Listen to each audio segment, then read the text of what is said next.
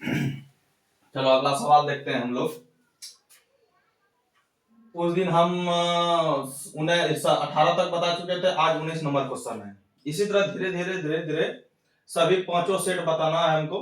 अभी सेट 1 चल रहा है, मॉडल पेपर 1 चल रहा है। अब आज 19वां नंबर क्वेश्चन है। क्या कहा गया है? दिए गए बिंदु है, ए बिंदु दिया है 7, -2, बी बिंदु दिया है फिर 5, 1 और सी बिंदु दिया है 3p। संरेखी है। क्या है ये? संरेखी है। तो p का मान ज्ञात कीजिए। p का मान ज्ञात करते हैं, ध्यान से देखो। सवाल पहले उठाते हैं, क्या कहा है? पहले सवाल है ए बिंदु कितना दिया है 7, -2, फिर बी बिंदु दिया है 5, 1 और सी बिंदु दिया है 3p। ये सवाल है। तो इसको मानते हैं हम लोग, इसको x1, इसको y1, इसको x2, इसको y2, इसको x3, y3।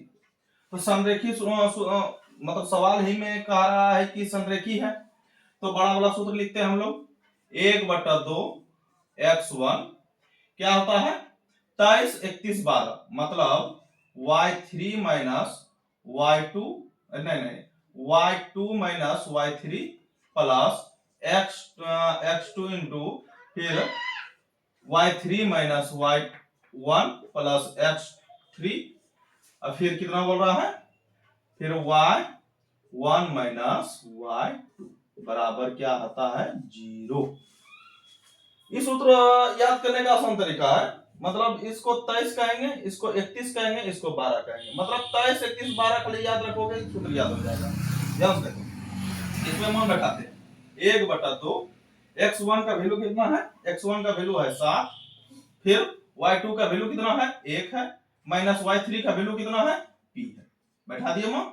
अब फिर प्लस x2 का मान कितना है 5 है, फिर y3 का मान कितना है p है, माइनस फिर y1 का मान कितना है -2, यहां भी माइनस यहां भी माइनस, माइनस माइनस हो जाएगा +2, फिर प्लस x3 का मान कितना है 3 है, फिर y1 का मान कितना है फिर -2 है, फिर माइनस y2 का मान कितना है 1 है। मान बैठ चुका है। अब सवाल सॉल्व करते हैं, ध्यान से। 1/2 का 2 रहने देंगे, 7 अंदर जाएगा, 7 का 7 माइनस 7p हो जाएगा, फिर प्लस 5 अंदर जाएगा, 5p हो जाएगा प्लस 5 दूनी 10 प्लस फिर यहां देखो 3 का 3 रहने देंगे, ये दोनों माइनस में दोनों जुड़ जाएगा, -2 और -1 कितना होगा -3। फिर आगे देखते हैं, ये 1/2 है ना, ये गुणों के रूप में है, अगर उधार करेंगे तो किस में चल जाएगा भाग के रूप में, तो भाग के रूप में ठहर दो उसको। इधर क्या बचा 7 माइनस 7p और 5p, माइनस में है या प्लस में घट जाएगा, कितना बचेगा 2p बचेगा, प्लस फिर ये क्या हो जाएगा, ये 10 का 10 उतर जाएगा, फिर प्लस माइनस माइनस होगा, माइनस 3 तिया 9 बराबर 0, यह होता है ना।